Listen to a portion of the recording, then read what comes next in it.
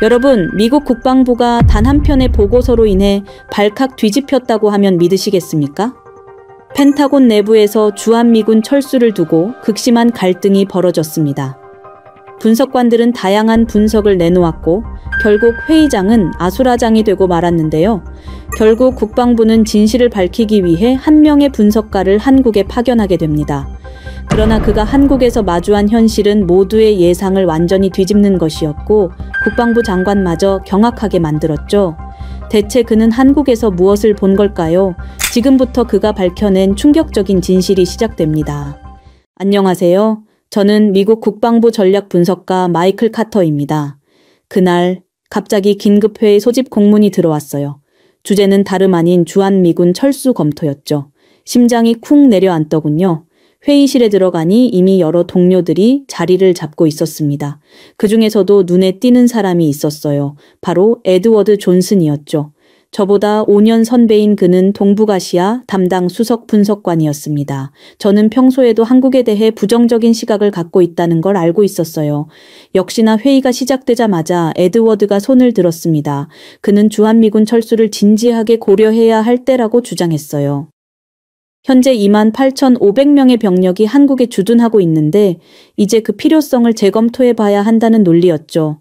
저는 속으로 한숨을 쉬었습니다. 또 시작이구나 싶었거든요. 에드워드는 계속 말을 이어갔어요. 언제까지 미국이 한국의 보모 역할을 해야 하느냐고 비꼬듯 말했습니다. 한국인들이 자립할 생각은 하지 않고 여전히 미국에만 의존하려 한다며 목소리에 짜증을 섞어 말했어요. 게다가 미국 납세자들의 소중한 세금이 한국인들의 안락함을 위해 낭비되고 있다는 식으로 표현했습니다. 심지어 한국은 미국의 군사적 보호 없이는 아무것도 할 수 없는 나라라며 자신들이 빠지면 북한에게 금방 잡아먹힐 텐데 지금 감사하는 마음이 전혀 없다며 혀를 차더군요. 그의 충격적인 발언에 다른 참석자들이 웅성거리기 시작했습니다. 더 놀라운 것은 일부는 고개를 끄덕이고 있었다는 점이었죠. 그러자 에드워드의 목소리에 힘이 들어갔어요. 차라리 인도태평양 전략을 위해 괌과 다른 지역에 더 많은 병력이 필요한 상황에서 주한미군 4,500명 정도를 재배치하는 것이 전략적으로 더 유리할 수 있다고 주장했습니다. 결국 저는 참을 수 없어서 발언했습니다. 그런 식으로 단순하게 접근할 문제가 아니라며 한반도의 지정학적 중요성을 간과하고 있다고 반박했어요. 그러자 에드워드는 저를 째려봤습니다. 마이클은 항상 그런 식이라면서 감정적으로 접근하지 말고 냉정한 수치로 판단해야 한다고 쏘아붙였어요. 제가 다시 한번 반박하려던 순간 회의 진행자가 끼어들었습니다. 두 사람 모두 의견을 충분히 들었으니 다음 안건으로 넘어가자고 했어요. 회의가 끝난 후 복도에서 동료 한 명이 저에게 다가왔습니다. 정보 분석관인 데이비드였어요. 그가 조용히 말했습니다. 최근 한국의 첨단 기술 발전 상황을 보면 흥미로운 점들이 있다고 했어요. 특히 방산 분야에서 말이죠. 그 순간 제 귀가 번쩍 뜨였습니다. 데이비드가 무슨 말을 하려는 건지 궁금했거든요. 어떤 첨단 기술을 말하는 거냐고 물었습니다. 데이비드가 잠시 망설이더니 대답했어요. 아직 확실하지 않은 정보라서 자세히 말하기는 어렵지만 분명한 건 한국이 우리가 생각하는 것보다 훨씬 더 발전했다는 점이라고 했습니다. 그러면서 에드워드가 이런 정보들을 의도적으로 무시하거나 축소하고 있는 것 같다는 의구심을 표했어요. 그날 밤 집에 돌아가서도 계속 그 생각이 머릿속을 맴돌았습니다. 한국에 대한 에드워드의 부정적 시각과 주한미군 철수 주장, 그리고 갑자기 나온 첨단 기술 이야기까지 뭔가 연결고리가 있을 것 같았어요. 저는 이미 15년간 한반도 정책을 다뤄오면서 한국이 얼마나 중요한 동맹국인지 잘 알고 있었습니다. 한국전쟁 이후 70년 넘게 이어진 한미동맹이 단순히 미군 주둔비 절약 차원에서 논의될 문제가 아니라는 것도 말이죠. 하지만 최근 국방부 내부 분위기는 달랐습니다.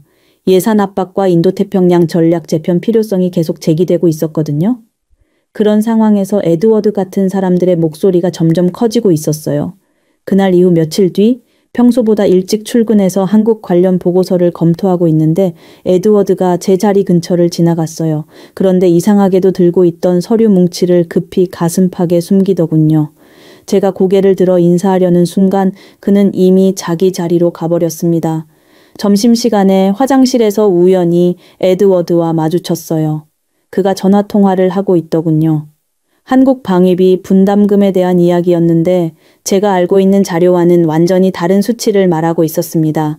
저는 깜짝 놀랐어요. 에드워드가 의도적으로 잘못된 정보를 전달하고 있었거든요. 실제로 한국의 방위비 분담금은 해마다 증가하고 있었고 최근 협상에서도 상당한 증액에 합의한 상태였습니다. 그런데 에드워드는 마치 한국이 비용을 떠넘기기만 한다는 식으로 왜곡해서 말하고 있었어요. 제가 화장실 문을 여는 소리에 에드워드가 돌아봤습니다. 순간 그의 얼굴이 굳어지더군요. 급히 전화를 끊고는 저에게 어색하게 웃으며 인사했어요. 하지만 그 미소 뒤에 당황함과 불안함이 역력히 보였습니다. 그날 오후 팀 회의에서도 에드워드의 이상한 행동은 계속됐습니다. 한국군의 훈련 준비 태세 보고서를 검토하는 시간이었어요. 동료가 최근 한국군의 연합훈련 참여도가 높아졌다고 발표했는데 에드워드가 갑자기 끼어들었습니다. 에드워드는 그 자료가 신뢰할 수 없다고 주장했어요. 한국군이 형식적으로만 참여하고 있을 뿐 실질적인 전투력은 의문스럽다며 자신이 따로 입수한 자료가 있다고 다른 보고서를 꺼냈어요. 저는 그 보고서를 자세히 살펴볼 기회가 있었는데 뭔가 이상했습니다. 출처가 불분명한 자료들이 많았고 일부 수치는 명백히 과장되거나 축소된 것 같았어요. 특히 한국군의 장비 현황 부분에서 실제보다 훨씬 낮은 수치들이 기록되어 있었습니다.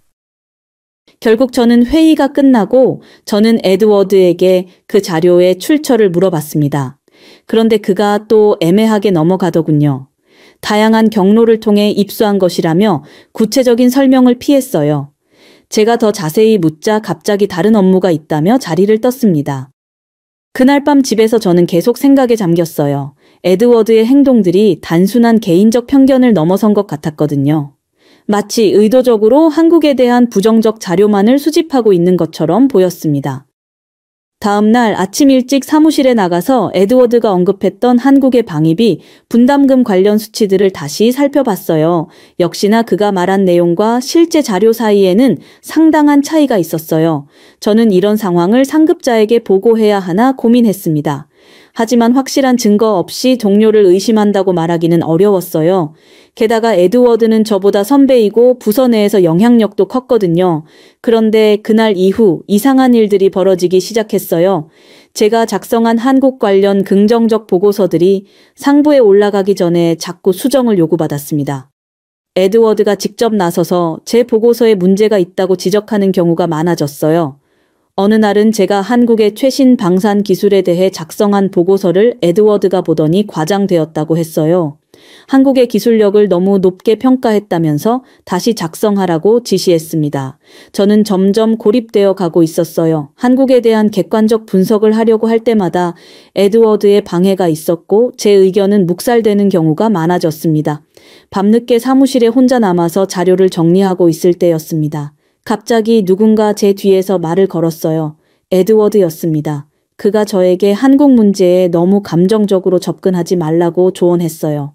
하지만 그의 목소리에는 조언이라기보다는 경고의 느낌이 강했습니다. 마치 앞으로도 계속 한국을 옹호하는 입장을 취한다면 좋지 않을 거라는 의미로 들렸어요. 저는 등골이 서늘해지는 것을 느꼈습니다. 그러던 어느 날 부서장인 윌리엄스 국장이 저를 개별 면담실로 불렀어요. 평소 온화한 그의 표정이 유난히 딱딱해 보였습니다. 면담실 문을 닫자마자 그가 무거운 목소리로 말했어요. 한국 출장을 가야겠다고 했습니다. 주한미군 철수 여부를 최종 결정하기 위한 현지 조사라는 거였어요. 저는 순간 머릿속이 하얘졌습니다. 윌리엄스 국장이 계속 설명했어요. 상부에서 객관적이고 신뢰할 만한 분석가가 직접 현지를 확인해야 한다고 지시했다는 겁니다. 그런데 그 다음 말이 저를 더욱 당황스럽게 만들었어요. 에드워드가 저를 적극 추천했다는 거였습니다. 저는 속으로 소름이 돋았어요. 에드워드가 저를 추천한 이유가 뻔했거든요. 아마 한국에서 부정적인 보고서를 작성해 오라는 의도였을 겁니다. 윌리엄스 국장의 표정이 더욱 심각해졌습니다. 그가 저에게 이 출장의 중요성을 강조했어요. 국방부 최고위층에서도 관심을 갖고 지켜보고 있는 사안이라고 했습니다. 만약 이 임무를 거부한다면 제 전문성과 충성도에 의문이 제기될 수 있다는 식으로 암시했어요. 저는 가슴이 답답해지는 것을 느꼈습니다. 이건 선택의 여지가 없는 상황이었어요. 거부하면 제 커리어가 끝장날 것이 분명했습니다. 15년간 쌓아온 모든 것이 한순간에 무너질 수 있었거든요. 그런데 더 충격적인 말이 이어졌습니다.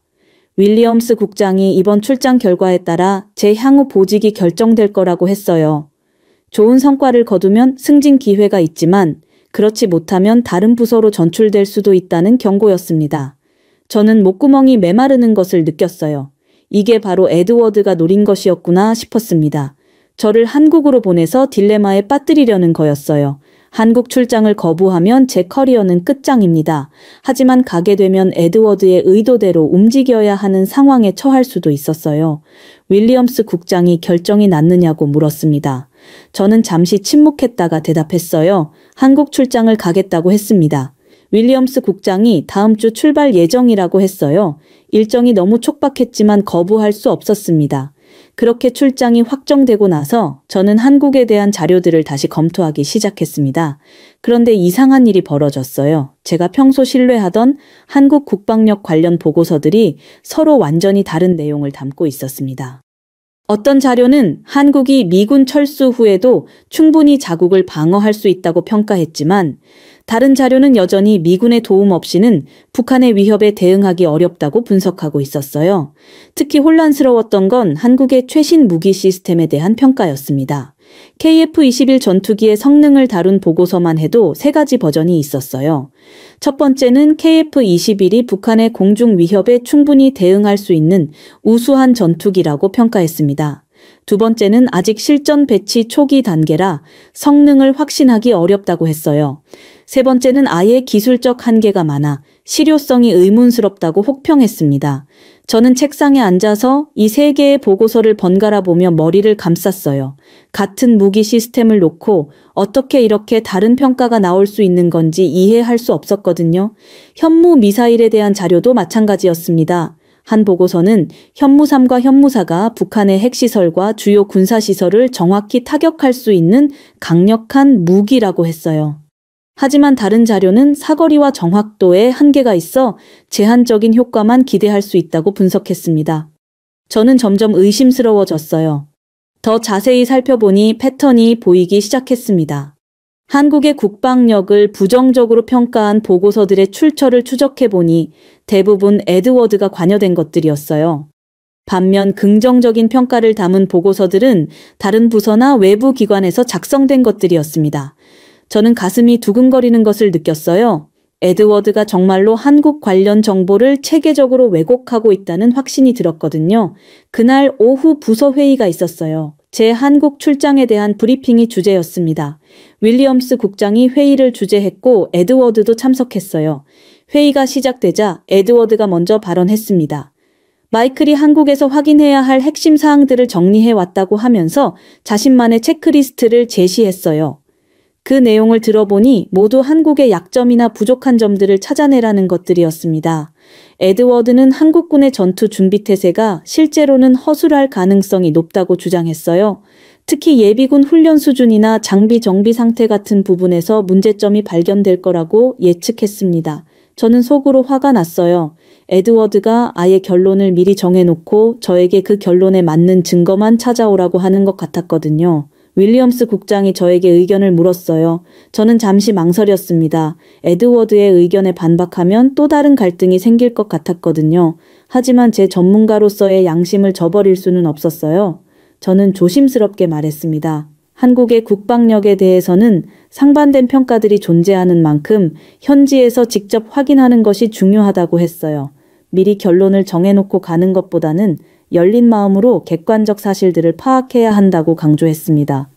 에드워드가 제 말을 듣더니 표정이 굳어졌어요. 그가 반박했습니다. 마이클이 너무 이상적인 접근을 하고 있다면서 현실적인 관점이 필요하다고 했어요. 한국이 미군 없이도 북한을 상대할 수 있는지에 대해서는 이미 충분한 의구심이 제기된 상태라고 주장했습니다. 회의실 안의 분위기가 무거워졌어요. 다른 참석자들도 저와 에드워드 사이에 긴장감을 느끼고 있는 것 같았습니다. 윌리엄스 국장이 중재에 나섰어요. 두 관점 모두 중요하다면서 마이클이 현지에서 균형 잡힌 시각으로 조사하기를 바란다고 말했습니다. 회의가 끝나고 나서 저는 더욱 복잡한 심정이 되었어요. 에드워드의 압박은 계속되고 있었고 저는 그 압박 속에서 객관적인 조사를 해야 하는 상황이었습니다. 그런데 바로 그 다음 날 펜타곤 전체가 발칵 뒤집히는 사건이 터졌습니다. 아침 8시경 제가 출근하자마자 부서 전체에 긴급 소집령이 떨어졌어요. 평소 차분하던 사무실이 순식간에 아수라장이 되었습니다. 동료들은 모두 당황한 표정으로 웅성거리고 있었어요. 윌리엄스 국장이 얼굴을 새파랗게 질린 채로 회의실로 들어왔습니다. 그의 손에는 두꺼운 서류 뭉치가 들려 있었어요. 국장이 무거운 목소리로 말했습니다. 한국군의 실제 능력을 평가한 기밀 보고서가 유출되었다고 했어요. 저는 순간 머릿속이 하얘졌습니다. 기밀 보고서 유출이라니 이건 정말 심각한 사안이었거든요. 윌리엄스 국장이 계속 설명했습니다. 유출된 보고서는 한국의 첨단 무기체계에 대한 상세한 분석 자료였다고 했어요. 특히 KF-21 전투기와 현무 미사일 시스템의 실제 성능에 대한 극비 정보들이 포함되어 있었습니다. 그런데 더 충격적인 내용이 이어졌어요. 유출된 보고서에 따르면 한국의 첨단 무기 체계가 우리가 예상했던 것보다 훨씬 더 강력하다는 평가가 담겨 있었다는 겁니다. KF-21의 스텔스 성능과 현무 미사일의 정확도가 기존 추정치를 크게 상회한다는 내용이었어요. 저는 가슴이 쿵 내려앉는 것을 느꼈어요. 이 보고서가 진짜라면 에드워드가 그동안 주장해온 한국의 약한 국방력이라는 논리가 완전히 무너지는 거였거든요. 회의실 안의 분위기가 살벌해졌어요. 누군가 이런 기밀 정보를 의도적으로 유출했다는 게 분명했고 그 배후를 찾아야 한다는 압박감이 모든 사람에게 느껴졌습니다. 윌리엄스 국장이 엄중한 표정으로 말했어요. 보안조사팀이 이미 수사에 착수했고 관련자 전원을 대상으로 조사를 실시할 예정이라고 했습니다. 저는 에드워드를 슬쩍 바라봤습니다. 그의 얼굴이 유난히 창백해 보였어요. 평소 자신만만하던 모습과는 완전히 달랐습니다. 손도 미세하게 떨리고 있는 것 같았어요. 회의가 끝나고 나서 복도에서 동료들이 수군거리는 소리를 들었습니다.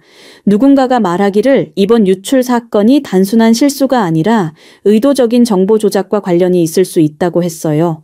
점심시간에 저는 화장실에서 또 다시 에드워드와 마주쳤어요. 그런데 이번에는 그가 세면대 앞에 서서 찬물로 얼굴을 씻고 있었어요. 거울에 비친 그의 표정이 말이 아니었습니다. 에드워드가 저를 발견하고는 어색하게 웃으며 인사했어요. 하지만 그의 목소리가 평소와 달리 떨리고 있었습니다. 이상하게 말이 많아졌어요. 이번 유출 사건이 정말 심각한 문제라면서 범인을 반드시 찾아야 한다고 강조했습니다. 저는 에드워드의 이런 모습이 더욱 의심스러웠어요. 평소 침착하고 냉정한 그가 이렇게 당황하는 모습을 보인 적이 없었거든요. 오후에는 보안조사팀이 우리 부서에 나타났어요. 검은 정장을 입은 조사관들이 한 명씩 개별 면담을 실시했습니다. 분위기가 완전히 얼어붙었어요. 제 차례가 되어 면담실에 들어갔을 때 조사관이 날카로운 눈빛으로 저를 쳐다봤어요. 한국 관련 업무를 담당하고 있으니 이번 유출 사건과 관련해서 아는 게 있는지 물었습니다. 저는 솔직하게 대답했어요. 최근 한국 관련 자료들에서 상반된 평가를 발견했다고 말했습니다. 그리고 일부 보고서들의 신뢰성에 의문이 든다고도 했어요. 면담이 끝나고 나서 저는 더욱 복잡한 심정이 되었어요. 이번 유출 사건이 과연 우연의 일치일까요? 아니면 누군가 의도적으로 진실을 폭로하려고 한 걸까요? 그날 저녁 집에 돌아가서도 계속 생각했습니다. 만약 유출된 보고서가 진실이라면 에드워드가 그동안 왜곡해온 정보들이 모두 드러나게 됩니다. 다음 날 아침 출근해서 보니 에드워드의 자리가 비어 있었어요. 동료에게 물어보니 개인 사정으로 휴가를 냈다고 했습니다. 하지만 이런 중요한 시기에 갑자기 휴가를 낸다는 게 이상했어요. 저는 점점 확신하게 되었습니다. 이번 유출 사건과 에드워드 사이에는 분명 연관이 있다는 것을 말이죠. 그런 복잡한 상황 속에서 저는 결국 한국행 비행기에 몸을 맡겼습니다. 14시간의 긴 비행 끝에 인천국제공항에 도착했을 때 제 마음은 여전히 무거웠어요. 기내에서 내내 에드워드의 당황한 모습과 유출된 보고서 내용이 머릿속을 맴돌았거든요. 공항 출입구를 나서자마자 한 명의 한국군 장교가 저를 기다리고 있었어요. 키가 크고 단정한 인상의 40대 초반 남성이었습니다. 그가 다가와서 정중하게 인사했어요. 자신을 이준혁 소령이라고 소개하면서 제 한국 체류 기간 동안 연락 장교 역할을 맡게 되었다고 했습니다. 이준혁 소령의 첫인상은 정말 좋았어요. 유창한 영어로 저를 환영한다고 말하면서 따뜻한 미소를 지었습니다. 에드워드가 그토록 무시하던 한국인의 모습과는 완전히 달랐어요. 공항에서 나오면서 이준혁 소령이 한국의 교통 인프라에 대해 설명해주기 시작했어요. 인천공항에서 서울까지 연결되는 공항철도와 고속도로망이 얼마나 잘 발달되어 있는지 자세히 알려줬습니다. 저는 솔직히 놀랐어요. 제가 생각했던 것보다 훨씬 더 체계적이고 현대적이었거든요. 차에 타고 서울로 향하면서 창밖 풍경을 보니 더욱 놀라웠습니다. 깔끔하게 정비된 도로와 질서 정연하게 늘어선 건물들이 눈에 들어왔어요. 특히 한강을 건너면서 본 서울 시내 정형은 정말 인상적이었습니다. 이준혁 소령이 저의 놀란 표정을 눈치채고는 웃으며 말했어요. 많은 외국인들이 처음 한국에 와서 이런 반응을 보인다고 했습니다.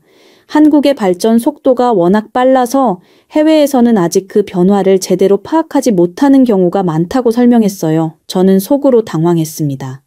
에드워드가 그토록 강조했던 한국의 후진성이라는 이미지와 제가 직접 보고 있는 현실 사이에 너무 큰 차이가 있었거든요. 호텔에 도착해서 체크인을 하는 동안에도 놀라운 일들이 계속 벌어졌습니다. 호텔 직원들의 서비스 수준이 미국의 고급 호텔 못지않았어요. 영어도 유창했고 응대 방식도 매우 전문적이었습니다. 저녁 시간에 이준혁 소령이 저를 한국 전통 음식점으로 안내했습니다. 그런데 그 음식점 가는 길에서 또 다른 놀라운 광경을 목격했어요. 거리 곳곳에 CCTV가 촘촘히 설치되어 있었고 치안 상태가 매우 좋아 보였습니다. 밤늦은 시간임에도 불구하고 여성들이 혼자서 거리를 걸어 다니고 있었어요. 이준혁 소령이 저의 시선을 따라보더니 설명해 줬습니다. 한국의 치안 수준은 세계 최고 수준이라고 했어요. 특히 강력 범죄율이 매우 낮고 밤거리도 안전하다고 자랑스럽게 말했습니다. 음식점에서 식사를 하면서 이준혁 소령과 더 깊은 대화를 나누게 되었습니다. 그가 미국에서 군사학을 공부한 경험이 있다고 하더군요. 펜타곤도 여러 번 방문했고 미군과의 합동훈련에도 많이 참여했다고 했어요. 그의 해박한 지식과 국제적 감각에 저는 또 한 번 놀랐습니다. 특히 인상 깊었던 건 이준혁 소령이 한미동맹에 대해 이야기할 때였어요. 그는 미국과 한국이 단순히 보호자와 피보호자 관계가 아니라 상호 보완적인 동반자 관계라고 강조했습니다. 한국도 미국에게 도움이 될 수 있는 부분들이 많다면서 구체적인 사례들을 들어 설명했어요. 저는 이런 관점을 들어본 적이 없었습니다. 에드워드는 항상 한국이 미국에 일방적으로 의존하는 나라라고만 했었거든요. 잠자리에 들면서도 머릿속은 복잡했습니다. 하지만 한 가지는 확실했어요. 첫날부터 이미 제 선입견들이 흔들리기 시작했다는 점이었습니다. 다음 날 아침 본격적인 한국군 시설 견학에 나섰습니다. 이준혁 소령이 아침 일찍 호텔로 마중을 나왔어요. 오늘은 한국 공군의 주요 기지를 방문할 예정이라고 했습니다. 특히 KF-11 전투기의 실제 성능을 직접 확인할 수 있는 기회를 마련했다고 하더군요. 공군 기지에 도착하자마자 저는 깜짝 놀랐습니다. 기지 전체가 말 그대로 최첨단 시설로 가득했어요. 활주로부터 시작해서 경납고 관제탑까지 모든 것이 미군 기지 못지않게 현대적이었습니다. 경납고에 들어가자 KF-11 전투기가 위풍당당하게 서 있었습니다. 실제로 보니 정말 인상적이었어요. 외관부터가 최신형 전투기다운 세련된 디자인이었고 크기도 생각보다 컸습니다. 한국 공군 조종사가 나타나서 KF-21의 성능에 대해 상세히 설명해주기 시작했습니다. 그런데 그 내용을 들으면서 저는 충격을 받았어요. 스텔스 성능, 레이더 탐지 능력, 무장 탑재량 등 모든 면에서 제가 알고 있던 수치보다 훨씬 뛰어났습니다. 특히 놀라웠던 건 KF-21의 전자전 능력이었어요. 북한의 구형 전투기들을 상대로는 압도적인 우위를 가질 수 있다고 했습니다. 심지어 중국이나 러시아의 최신 전투기와 비교해도 결코 뒤지지 않는 성능이라고 자신 있게 말하더군요. 저는 속으로 당황했습니다. 에드워드가 제공했던 자료에서는 KF-21이 아직 실전 배치 초기 단계라 성능을 신뢰하기 어렵다고 했었거든요.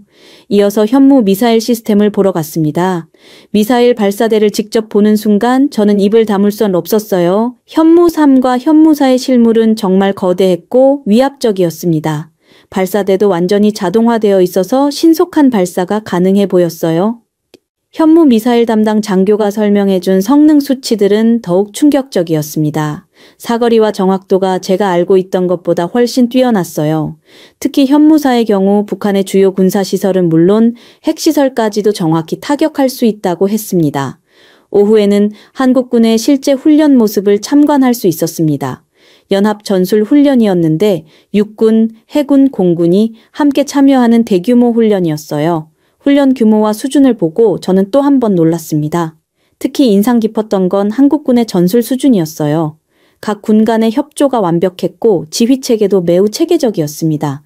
최신 장비들을 활용한 전술도 상당히 정교했어요. 훈련 참관이 끝나고 저는 한국군 간부들과 간단한 회의를 가졌어요. 모든 간부들이 공통적으로 말한 건 한국군이 이미 북한을 상대로 충분한 방어 능력을 갖추고 있다는 점이었어요. 한 장성이 말하기를 과거와 달리 지금의 한국군은 북한의 어떤 도발에도 즉각 대응할 수 있는 준비가 되어 있다고 했습니다. 특히 북한의 핵 위협에 대해서도 한미연합 차원에서 충분한 대응책을 마련하고 있다고 강조했어요. 이제 저는 확신하기 시작했어요. 에드워드가 그동안 제공했던 정보들이 명백히 왜곡되었거나 고의로 과소평가된 것들이었다는 점을 말이죠. 한국은 이미 충분히 강력한 자주국방 능력을 갖춘 나라였습니다. 그렇게 확신을 얻은 저는 미국으로 돌아가서 용기를 내어 진실을 말하기로 결심했습니다. 펜타곤에 도착하자마자 저는 윌리엄스 국장에게 긴급 보고를 요청했어요. 국장은 제 진지한 표정을 보더니 즉시 시간을 내주었습니다. 국장실에 들어가자마자 저는 숨을 깊게 들이쉬었습니다. 이제 돌이킬 수 없는 말을 해야 하는 순간이었어요. 저는 차근차근 한국에서 목격한 것들을 설명하기 시작했습니다. KF-21 전투기의 놀라운 성능부터 시작해서 현무 미사일 시스템의 정확도, 한국군의 뛰어난 훈련 수준까지 모든 것을 상세히 보고했어요. 특히 기존에 우리가 알고 있던 정보와 실제 현실 사이에 엄청난 차이점을 강조했습니다. 윌리엄스 국장이 점점 놀라는 표정을 지었어요. 가장 중요한 순간이 왔습니다.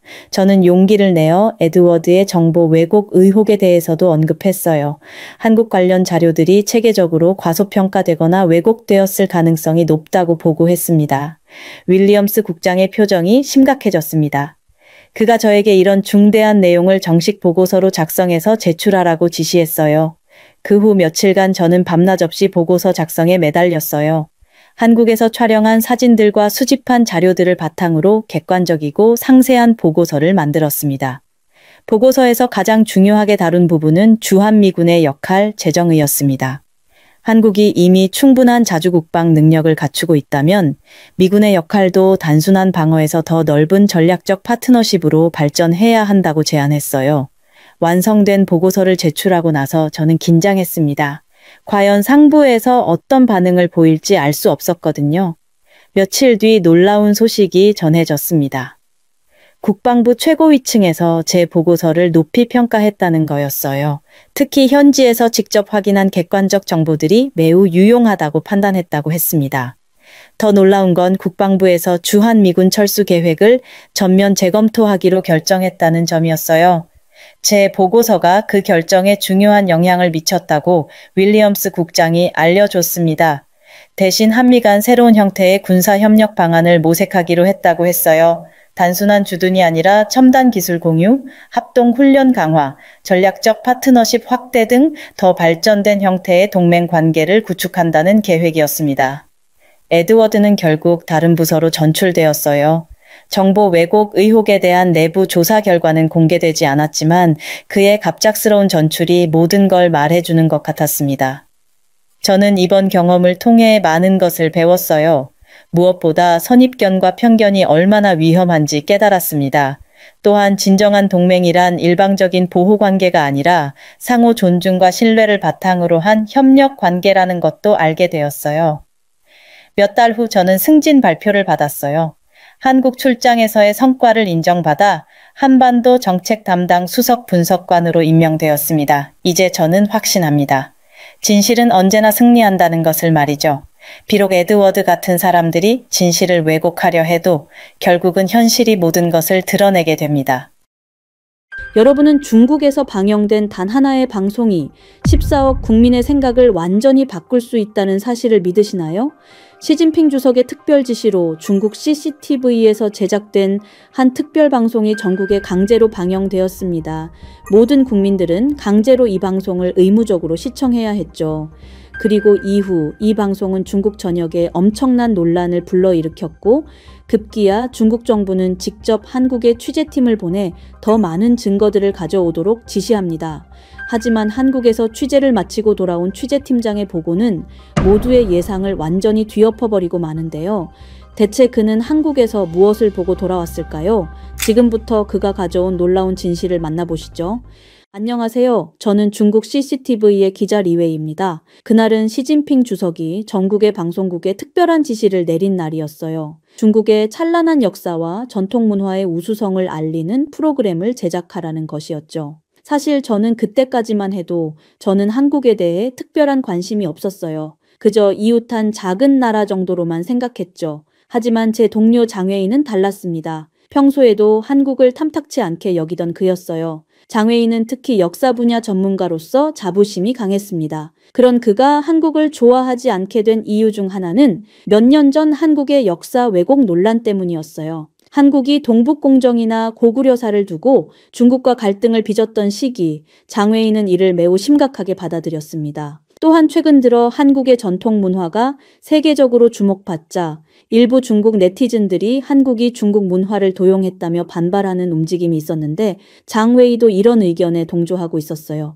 결국 정부에서는 그저 중국 문화의 우수성을 알리라고 했는데 장웨이는 여기에 한국을 비교하고 비난하는 내용을 넣자고 주장했습니다. 저는 그의 말을 들으며 뭔가 불편한 기분이 들었어요. 물론 중국의 문화가 위대하다는 건 사실이지만 다른 나라를 이렇게 공격적으로 비난하는 게 맞는 걸까요? 정부에서도 그런 걸 원한 게 아닐 텐데 말이죠. 그렇게 장웨이는 며칠 동안 한국 문화를 조사하며 자료를 수집했습니다. 그리고 한국이 중국 전통을 도용했다는 일방적인 증거들을 모았어요. 그리고 시간이 흘러 프로그램 제작팀이 구성되었고 첫 기획회의에서 장웨이는 자신의 생각을 거침없이 쏟아냈습니다. 단순한 중국의 우수한 문화 소개가 아니라 그에 덧붙여 한국이 어떻게 중국 문화를 훔쳐갔는지를 폭로해야 한다고 주장했죠. 저는 너무 공격적으로 접근하면 오히려 역효과가 나지 않을까 걱정된다고 조심스럽게 말했어요.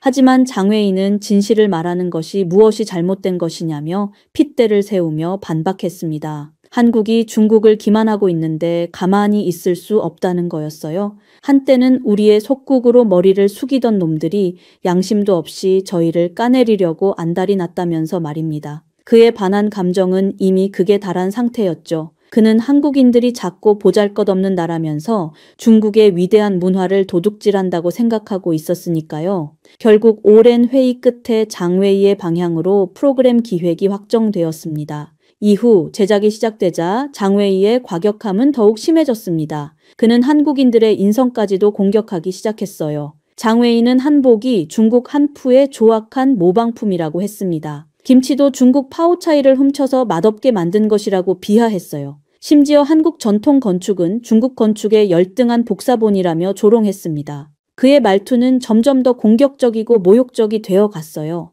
한국인들은 열등감 때문에 중국 것을 훔쳐서 자기 것인 양 속인다고 주장했습니다. 저는 이런 내용들을 보며 점점 더 불편해졌어요. 이건 문화를 비교하는 수준을 넘어서 완전히 다른 민족을 모독하는 것이었습니다. 하지만 장웨이는 멈추지 않았어요. 오히려 더 자극적인 내용을 만들어냈습니다. 그는 한국의 K-팝이나 한국 드라마도 중국의 것을 모방한 것이라고 주장했어요. 한국인들은 창의성이 없어서 중국을 베끼는 것 외에는 할 줄 아는 게 없다며 깎아내렸습니다. 심지어 한국 음식도 중국 음식에 비해 맛없고 영양가 없다고 비교했어요. 게다가 한국이라는 나라가 존재 자체가 중국에게 모독이라고까지 말했어요. 한국인들은 감사할 줄 모르는 민족이며 중국의 은혜를 받고도 배은망덕하게 행동한다고 했습니다. 프로그램 제작진들도 처음에는 장웨이의 과격함에 당황했지만 점점 그의 논리에 동조하기 시작했어요. 제작 회의에서는 더욱 자극적이고 한국을 비하하는 내용들이 추가되었습니다. 촬영이 진행되면서 저는 이런 내용들이 정말 방송에 나가도 되는 건지 심각하게 고민했어요. 하지만 장웨이는 의기양양했고 제작진 전체가 그의 열정에 휩쓸려 있었습니다. 시간이 흘러 우리가 제작한 8분짜리 영상은 정부 특별 방송으로 전국에 방영되었습니다. 시진핑 주석의 지시에 따라 전 국민이 의무적으로 시청해야 하는 특별 편성이었어요. 모든 방송 채널이 동시에 이 영상을 내보냈고 직장과 학교에서도 단체 시청을 강제했습니다. 저는 방송이 나가는 순간 집에서 혼자 시청하고 있었어요. 화면 속에서 장웨이가 만든 자극적인 내용들이 그대로 나왔습니다. 한국을 조롱하고 비하하는 장면들을 보며 가슴이 답답해졌어요. 정말 이런 내용이 전 국민에게 방송되고 있다는 사실이 믿기지 않았습니다. 방송이 끝나자마자 중국 전체가 들끓기 시작했어요. SNS는 물론이고 거리 곳곳에서 한국에 대한 분노의 목소리가 터져 나왔습니다. 웨이보와 위챗에는 한국을 비난하는 글들이 폭포수처럼 쏟아졌어요. 가장 먼저 터진 곳은 대학가였습니다. 베이징대와 칭화대 학생들이 한국 문화 도용을 규탄하는 집회를 열었어요. 한국 전통 의상을 찢어버리는 퍼포먼스를 하는 학생들도 있었습니다. 상해와 광저우에서도 비슷한 시위가 벌어졌어요. 중국 네티즌들의 반응은 상상을 초월했습니다. 한국이 우리의 문화를 빼앗고 있다는 분노의 댓글들이 끝없이 올라왔어요. 한국은 늘 그랬다며 역사까지 들먹이는 사람들이 많았습니다. 단군 신화부터 시작해서 모든 한국 역사가 조작이라고 주장하는 글들도 넘쳐났어요. 더 심각했던 건 한국에 대한 경제적 보복이 즉시 시작된 것이었습니다. 중국인들이 한국 제품 불매 운동을 시작했어요. 롯데마트와 같은 한국 기업 매장 앞에는 시위대가 몰려들었습니다. 한국 화장품을 버리는 영상들이 SNS에 올라오기 시작했어요. 온라인 쇼핑몰에서는 한국 상품들의 주문이 급격히 취소되었습니다. 한국 여행을 예약했던 사람들이 대거 취소하면서 여행사들이 큰 타격을 받았어요. 한국어 학원들도 수강생들이 몰려나가면서 문을 닫는 곳들이 생겼습니다. 특히 충격적이었던 건 한류 팬들의 변화였어요. 그동안 한국 드라마와 케이팝을 좋아했던 젊은이들까지 한국을 비난하기 시작했습니다. 한국 아이돌의 포스터를 찢고 음반을 부수는 영상들이 SNS에 올라왔어요. 배신감과 분노가 뒤섞인 그들의 표정이 정말 심각해 보였습니다. 직장에서도 난리였습니다. 한국계 회사에서 일하던 중국인들이 사표를 내기 시작했어요. 한국어를 전공한 사람들이 자신의 경력을 부끄러워하며 이력서를 수정하고 있다는 이야기도 들렸습니다. 방송국으로 출근한 저는 완전히 다른 세상에 와 있는 기분이었어요. 장웨이는 의기양양했습니다. 자신의 영상이 이렇게 큰 반향을 일으킨 것에 대해 자부심을 느끼고 있었어요. 동료들도 대부분 장웨이를 영웅 취급했습니다. 하지만 저는 점점 더 불안해졌어요. 이런 극단적인 반한 감정이 과연 옳은 것일까? 우리가 만든 8분짜리 영상 하나가 이렇게 큰 사회적 파장을 일으킬 줄 몰랐습니다. 전 국민이 한국에 대한 적대감을 가지게 된 것 같았어요. 언론들도 이 흐름에 동참했습니다. 각종 신문과 방송에서 한국의 문화 도용을 비판하는 기사들이 쏟아졌어요. 전문가라는 사람들이 나와서 한국 문화가 얼마나 중국 문화를 베꼈는지 설명하는 프로그램들이 연일 방송되었습니다. 방송 후 일주일 동안 이런 광기는 계속되었습니다. 중국 전체가 반한 감정으로 들끓고 있었고 한국에 대한 모든 것이 부정되고 비난받고 있었어요. 성공적인 프로그램 성공 이후 방송국 간부 회의에서 중대한 결정이 내려졌습니다. 후속작을 제작하자는 것이었어요. 첫 번째 영상의 엄청난 성공을 보고 더욱 현실적이고 생생한 영상을 만들어 국민들에게 진실을 알리자는 취지였습니다.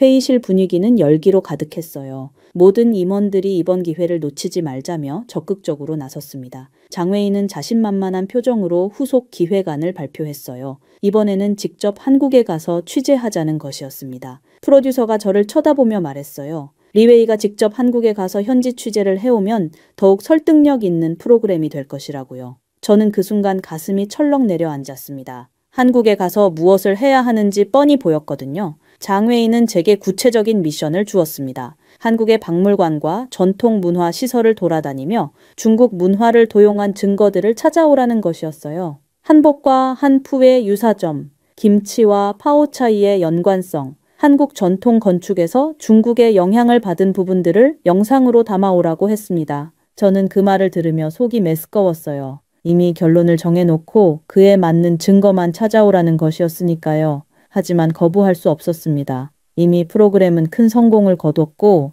저는 그 중심에 있는 취재팀장이었거든요. 회의가 끝난 후 장회의가 저에게 따로 말했어요. 이번 기회에 한국의 진짜 민낯을 보여주자고 했습니다. 첫 번째 영상은 한국을 비판하는 내용이었지만 이번에는 더 나아가 한국인들이 실제로 어떻게 중국 문화를 도둑질했는지 현장을 생생하게 보여주자는 것이었어요. 저는 그날 밤 잠을 이루지 못했습니다. 한국에 가서 정말 그런 일을 해야 하는지 계속 고민했어요. 양심적으로 옳지 않다는 생각이 들었지만 이미 너무 많은 것이 얽혀 있었습니다. 방송국의 기대, 동료들의 시선, 그리고 이미 시작된 이 거대한 흐름을 거스르기에는 제가 너무 작은 존재였어요. 며칠 후 한국행 항공편이 예약되었습니다. 저는 무거운 마음으로 짐을 쌌어요. 카메라, 녹음기, 그리고 장회의가 준비해준 자료집들을 가방에 넣었습니다. 그 자료집에는 한국의 문화 도용 사례들이 정리되어 있었는데 모두 일방적인 관점에서 작성된 내용들이었어요. 공항으로 향하는 택시 안에서 저는 창밖을 바라보며 생각에 잠겼습니다. 정말 한국이 우리 문화를 도둑질한 걸까?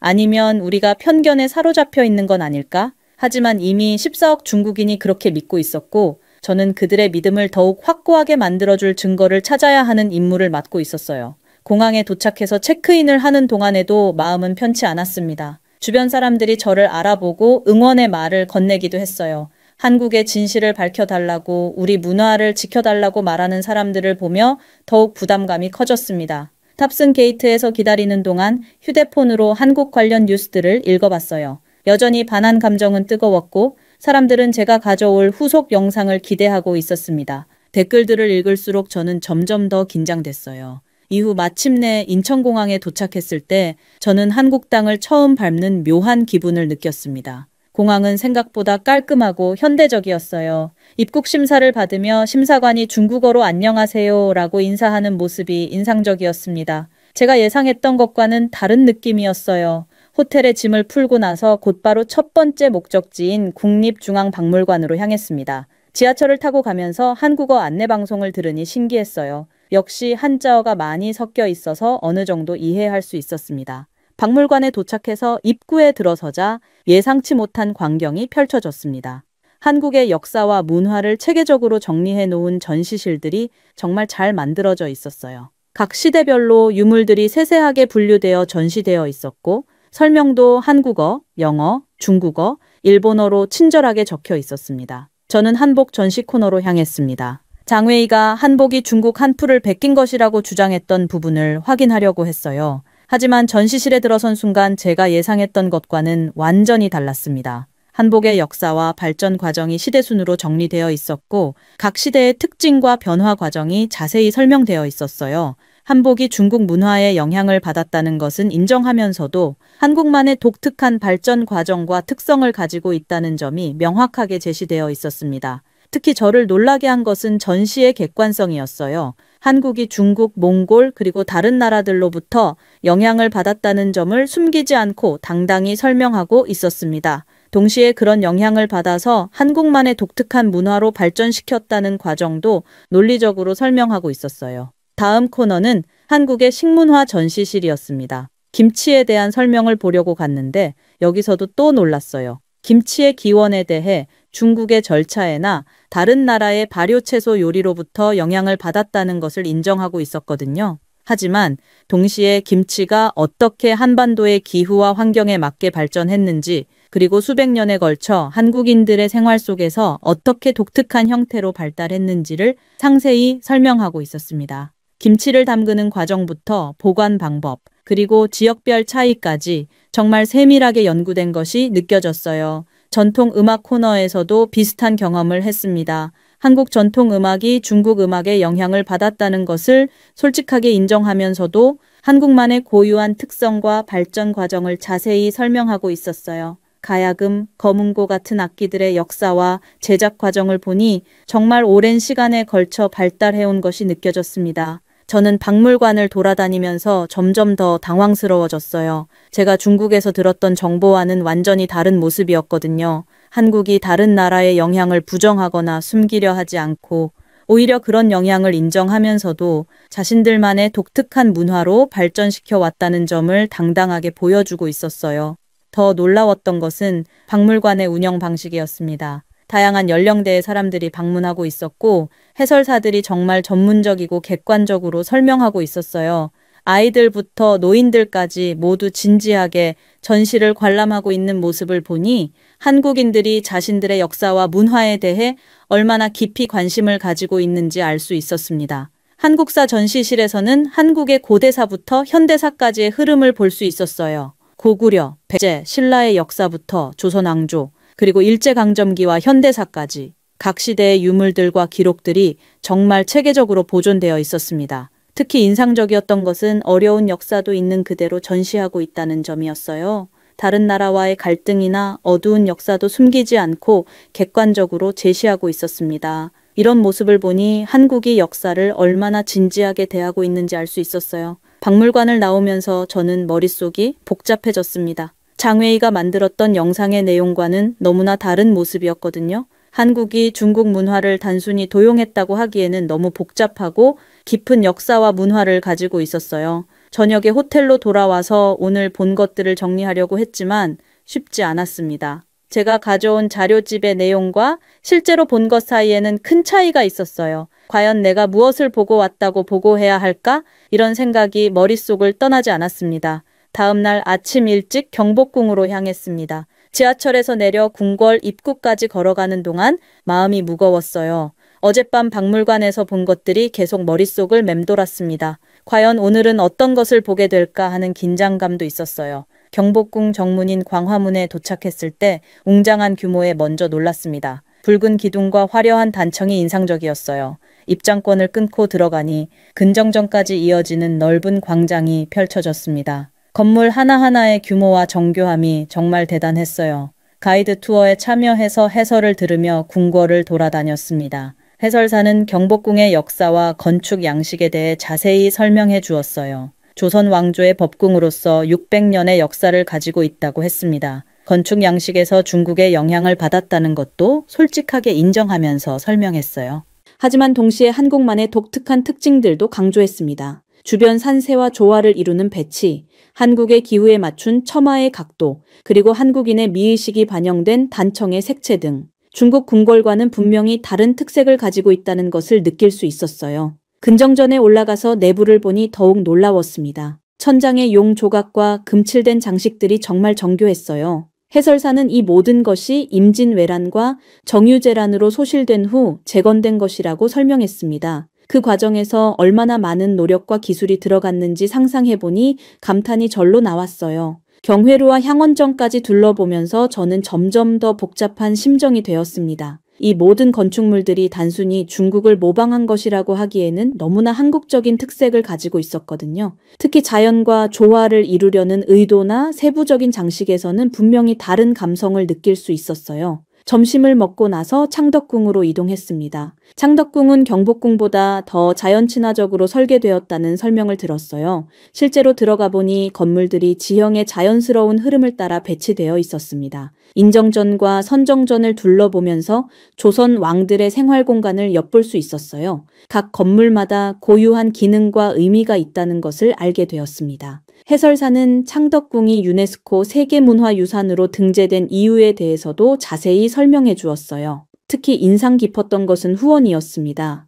비원이라고도 불리는 이곳은 정말 아름다웠어요. 연못과 정자, 그리고 수백 년 된 나무들이 어우러진 풍경은 마치 한 폭의 그림 같았습니다. 부용지와 부용정, 애련지와 애련정을 보면서 조선시대 사람들의 자연관과 미의식을 느낄 수 있었어요. 해설사는 이런 정원 문화가 중국의 영향을 받으면서도 한국만의 독특한 발전을 이루었다고 설명했습니다. 인공적인 아름다움보다는 자연의 순수함을 추구하는 한국인의 정서가 반영되었다는 것이었어요. 창덕궁을 나온 후 북촌 한옥마을로 갔습니다. 현대 서울 한복판에서 전통 한옥들이 그대로 보존되어 있는 모습이 신기했어요. 좁은 골목길을 따라 걸으면서 전통 가옥들을 구경했습니다. 한옥의 구조를 자세히 살펴보니 정말 과학적이었어요. 온돌과 마루의 조합, 처마의 곡선, 창호지로 된 창문 등 한국의 사계절과 기후에 최적화된 설계라는 것을 느낄 수 있었습니다. 중국 건축과는 분명히 다른 특징들이 많았어요.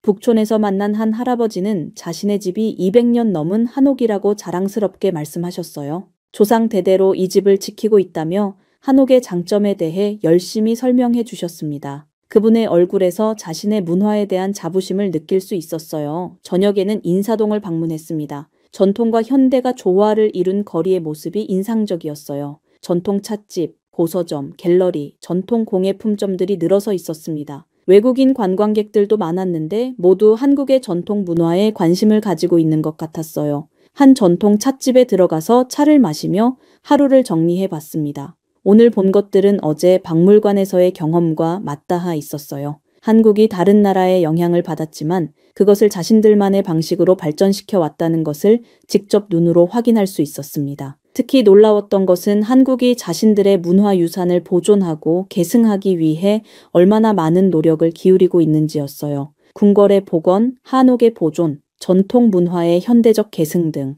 이 모든 것들이 체계적이고 지속적으로 이루어지고 있었습니다. 호텔로 돌아와서 오늘 촬영한 영상들을 검토해봤습니다. 하지만 장웨이가 원했던 그런 내용은 찾기 어려웠어요. 대신 한국의 전통 문화가 얼마나 깊이 있고 체계적으로 보존되고 있는지를 보여주는 장면들만 가득했습니다. 다음 날 아침 일찍 전주 한옥마을로 향하는 KTX에 몸을 맡겼습니다. 창밖으로 스쳐가는 풍경을 보며 어제까지의 경험들을 되새겨 봤어요. 전주는 한국 전통문화의 중심지라고 들었는데 과연 어떤 모습일까 하는 궁금증이 컸습니다. 전주 한옥마을에 도착하자 정말 놀라웠어요. 도심 한복판에 800여 채의 전통 한옥이 그대로 보존되어 있었습니다. 골목골목마다 기와 지붕이 물결처럼 이어져 있는 모습이 장관이었어요. 서울의 북촌과는 또 다른 매력이 있었습니다. 한옥마을을 걸어 다니면서 가장 인상적이었던 것은 이곳이 단순한 관광지가 아니라 실제로 사람들이 살고 있는 살아있는 공간이라는 점이었어요. 할머니들이 대문 앞에서 도시락을 드시고 계시고 아이들이 골목에서 뛰어다니는 모습을 볼 수 있었습니다. 전주 향교를 방문했을 때는 조선시대 교육기관의 모습을 그대로 볼 수 있었어요. 대성전에서 공자를 비롯한 성현들에게 제사를 지내는 전통이 지금까지 이어지고 있다는 설명을 들었습니다. 명륜당에서는 예전에 유생들이 공부했던 방식을 재현해 보이는 프로그램도 있었어요. 가장 놀라웠던 것은 한지 박물관이었습니다. 한국 전통 종이인 한지의 제작 과정을 직접 볼 수 있었어요. 당나무 껍질을 우려내고 두드려서 종이를 만드는 과정이 정말 정교했습니다. 1000년이 넘은 한지가 지금도 멀쩡하게 보존되어 있다는 사실에 감탄했어요. 한지 장인이 직접 시연하는 모습을 보니 이것이 단순한 재지 기술이 아니라 예술이라는 생각이 들었습니다. 한 장의 한지를 만들기 위해 들어가는 시간과 정성, 그리고 대를 이어 전해져 온 기술의 깊이를 느낄 수 있었어요. 전통 음식 체험장에서는 한식의 정수를 맛볼 수 있었습니다. 전주 비빔밥을 먹으면서 한국 음식 문화의 특징을 배웠어요. 각각의 나물이 가지는 의미, 영양의 균형, 그리고 색깔의 조화까지. 단순히 배를 채우는 것이 아니라 몸과 마음의 건강을 추구하는 철학이 담겨 있었습니다. 전주를 떠나 서울로 돌아오는 길에 안동 하회 마을에 들렀습니다. 유네스코 세계문화유산으로 등재된 이곳은 조선시대 양반 문화를 그대로 보존하고 있는 곳이었어요. 낙동강이 마을을 둘러싸고 있는 풍경이 정말 아름다웠습니다.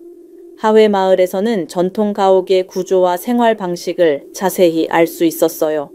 각 집마다 신분에 따른 건축의 차이, 생활 공간의 배치, 그리고 자연과 조화를 이루는 마을 전체의 설계까지 모든 것이 세심하게 계획되고 보존되어 있었습니다. 특히 인상적이었던 것은 하회 탈춤이었어요. 마을에서 전해져 내려오는 전통 탈춤을 직접 볼 수 있었는데 단순한 오락이 아니라 사회 비판과 해악이 담긴 예술 형태라는 것을 알게 되었어요. 몇백 년 동안 이어져 온 전통이 지금도 생생하게 살아있다는 점이 놀라웠습니다. 서울로 돌아와서는 동대문 디자인 플라자를 방문했습니다. 한국의 현대 문화와 디자인을 느낄 수 있는 곳이었어요. 전통과 현대가 어떻게 조화를 이루고 있는지 직접 확인할 수 있었습니다. 특히 한국의 전통 문양을 현대적으로 재해석한 디자인들이 인상적이었어요. 한복의 선을 응용한 건축물, 전통 단청의 색을 활용한 인테리어, 한글의 아름다움을 표현한 타이포그래피까지 전통을 버리지 않으면서도 현대적 감각을 잃지 않는 한국만의 독특한 접근 방식을 느낄 수 있었습니다. 명동과 강남을 돌아다니면서는 한국의 현대 문화를 경험했어요. K-팝 상품을 파는 상점들, 한류 스타들의 광고판, 그리고 최신 유행을 따르는 젊은이들의 모습. 하지만 그 속에서도 전통적인 요소들을 찾아볼 수 있었어요. 한국 젊은이들이 전통 한복을 현대적으로 재해석한 옷을 입고 거리를 걸어 다니는 모습도 볼 수 있었습니다. 전통이 과거의 유물이 아니라 현재도 계속 발전하고 변화하는 살아있는 문화라는 것을 느꼈어요. 저녁에는 한강공원을 방문했습니다. 시민들이 휴식을 취하고 운동을 하며 여가를 즐기는 모습을 보니 한국 사람들의 생활 문화를 이해할 수 있었어요. 치킨과 맥주를 즐기는 문화, 가족들이 함께 피크닉을 하는 모습, 그리고 한강을 바라보며 반려동물과 산책하는 사람들까지. 일주일 동안의 한국 체류를 마무리하면서 저는 완전히 다른 사람이 된 기분이었어요. 처음 한국에 올 때는 장웨이가 만든 편견과 선입견을 가지고 있었습니다. 하지만 직접 보고 경험한 한국은 그런 편견과는 완전히 달랐어요. 한국이 중국 문화의 영향을 받았다는 것은 사실이었지만 그것을 단순히 도용했다고 말하기에는 너무나 깊이 있고 독창적인 발전을 이루어왔다는 것을 알 수 있었습니다. 오히려 다양한 문화의 영향을 받아들여 자신만의 고유한 문화로 발전시킨 한국인들의 지혜와 창의성에 감탄하게 되었어요. 이후 중국으로 돌아가는 비행기 안에서 저는 계속 고민에 빠져 있었습니다. 창밖으로 한국 땅이 점점 멀어져가는 모습을 보며 마음이 무거웠어요. 과연 방송국에 가서 무엇을 말해야 할까? 장웨이가 기대하는 것과는 정반대의 이야기를 가지고 돌아왔다는 사실이 저를 괴롭혔습니다. 베이징 공항에 도착했을 때 장웨이와 몇몇 동료들이 마중 나와 있었어요. 그들의 기대에 찬 눈빛을 보니 더욱 부담스러워졌습니다. 장웨이는 제게 한국에서 어떤 증거들을 찾아왔는지 궁금해했어요. 저는 애매하게 웃으며 일단 집에 가서 정리하고 나서 말씀드리겠다고 했습니다. 집에 도착해서 혼자만의 시간을 가지며 진지하게 생각해봤어요. 만약 방송국에서 장웨이가 원하는 대로 보고한다면 결국 또 다른 거짓말을 만들어내는 것이나 다름없었습니다. 하지만 진실을 말하면 제 자신은 물론 방송국 전체가 큰 문제에 휘말릴 수도 있었어요. 며칠 동안 고민에 고민을 거듭한 끝에 저는 중요한 결정을 내렸습니다. 방송국 지침을 따르지 않기로 한 것이었어요. 대신 제가 한국에서 직접 보고 경험한 진실을 있는 그대로 중국 국민들에게 알리고 싶었습니다. 저는 중국 최대 온라인 커뮤니티 중 하나인 유명한 토론 카페에 익명으로 접속했습니다. 그곳에는 매일 10만 명의 사람들이 다양한 주제로 토론을 벌이고 있었어요. 저는 한국 여행기라는 제목으로 글을 작성하기 시작했습니다. 글의 첫 문장부터 신중하게 썼어요. 최근 한 중국 기자가 한국을 다녀왔다는 시작으로 제가 보고 들은 것들을 담담하게 서술했습니다. 한국의 박물관에서 본 객관적이고 체계적인 역사 전시, 궁궐에서 느낀 한국만의 독특한 건축 철학, 그리고 전통과 현대가 자연스럽게 공존하는 모습들을요. 특히 한국이 다른 나라의 영향을 부정하지 않으면서도 자신만의 문화로 발전시켜온 과정에 대해 자세히 썼어요. 한복, 김치, 전통 건축, 음악 등 모든 분야에서 한국이 보여준 문화적 깊이와 독창성에 대해 솔직하게 기록했습니다. 글을 쓰면서 가장 신경 쓴 부분은 감정적이지 않고 객관적으로 서술하는 것이었어요. 한국을 찬양하거나 중국을 비하하지 않으면서 그냥 제가 본 것을 있는 그대로 담담하게 적었습니다. 한국 사람들의 자국 문화에 대한 자부심과 동시에 다른 문화에 대한 존중도 함께 묘사했어요.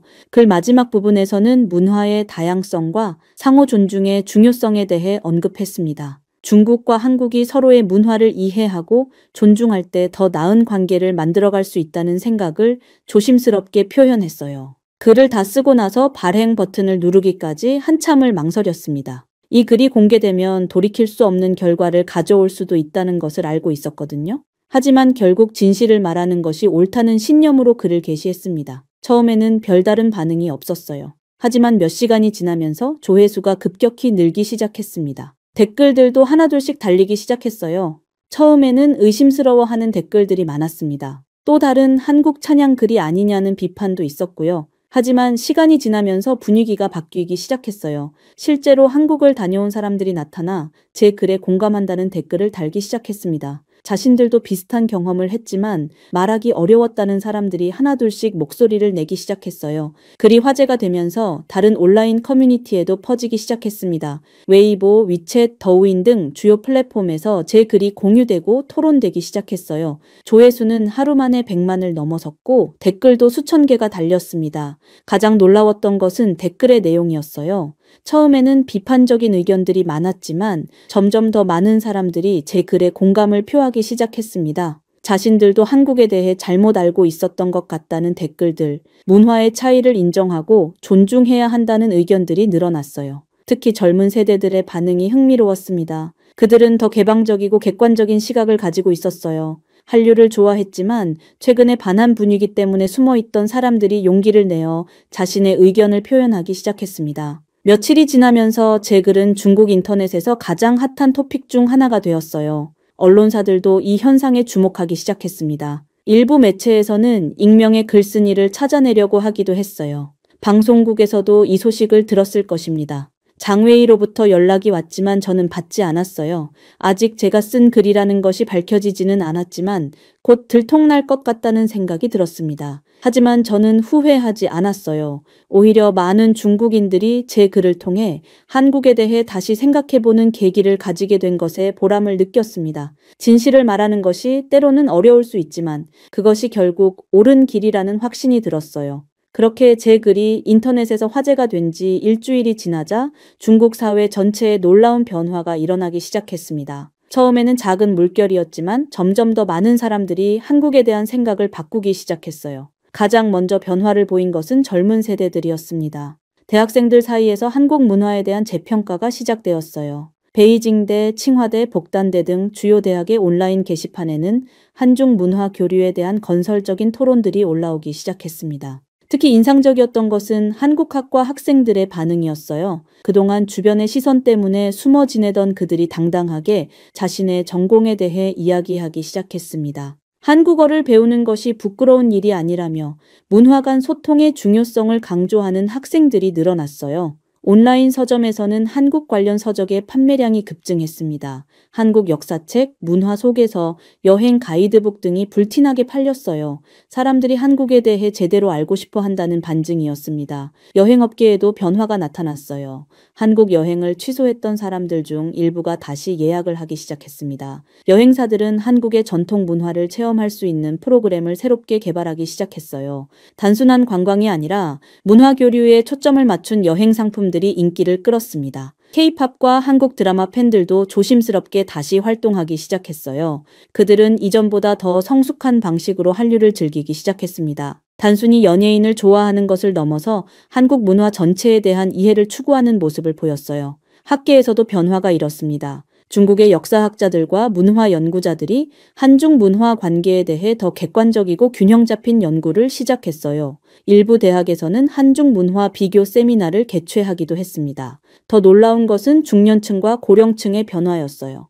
처음에는 제 글에 회의적이던 그들도 점차 마음을 열기 시작했습니다. 자녀들이나 손자들과의 대화를 통해 한국에 대한 편견을 버리는 사람들이 늘어났어요. 중국 정부와 방송국 내부에서도 변화가 감지되었습니다. 제 글이 큰 화제가 되자 방송국에서는 후속 방송 계획을 재검토하기 시작했어요.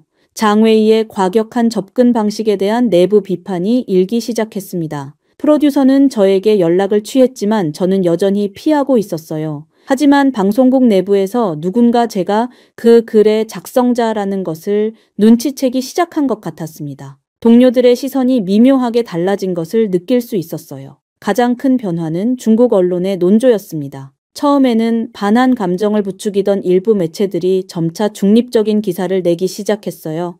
한중 관계의 중요성과 문화 교류의 필요성을 강조하는 기사들이 늘어났습니다. 경제 분야에서도 변화가 나타났어요. 한국 기업들에 대한 불매운동이 점차 잦아들기 시작했습니다. 일부 기업들은 다시 중국 시장에서 정상적인 영업을 재개할 수 있게 되었어요. 교육 현장에서도 변화가 있었습니다. 일부 학교에서는 한국을 적대시하던 교육 내용을 수정하기 시작했어요. 대신 문화의 다양성과 상호 존중의 중요성을 가르치는 방향으로 바뀌어갔습니다. 소셜미디어에서는 한중 우정을 강조하는 콘텐츠들이 인기를 끌기 시작했습니다. 한국을 여행한 중국인들의 긍정적인 경험담, 한국인과 중국인의 문화 교류 사례 등이 많이 공유되었어요. 특히 인상적이었던 것은 젊은 예술가들의 움직임이었습니다. 한중 문화 융합을 시도하는 음악가, 화가, 작가들이 나타나기 시작했어요. 그들은 두 나라의 문화적 특색을 살려 새로운 작품을 만들어냈습니다. 방송국에서는 결국 장웨이가 계획했던 후속 방송이 취소되었습니다. 내부적으로 큰 논란이 있었다고 들었어요.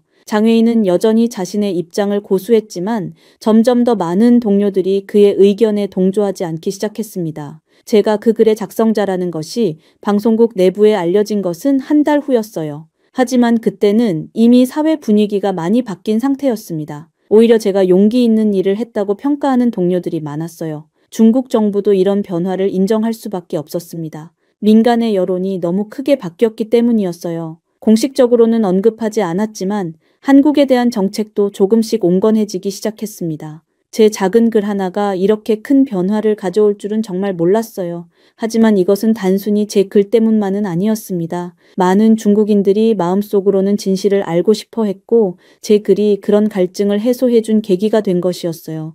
결국 진실은 언제나 힘이 세다는 것을 깨달았습니다. 비록 처음에는 어려움이 있을 수 있지만 결국 사람들은 진실을 받아들이게 되어 있어요. 그리고 그렇게 해서 중국과 한국 사이에는 새로운 이해와 존중의 문화가 싹트기 시작했습니다. 저는 이 모든 과정을 지켜보며 정말 많은 것을 배웠어요. 언론인으로서의 책임감, 진실을 말하는 용기, 그리고 문화 간 이해의 중요성까지. 이 경험은 제 인생에서 가장 값진 배움이 되었습니다.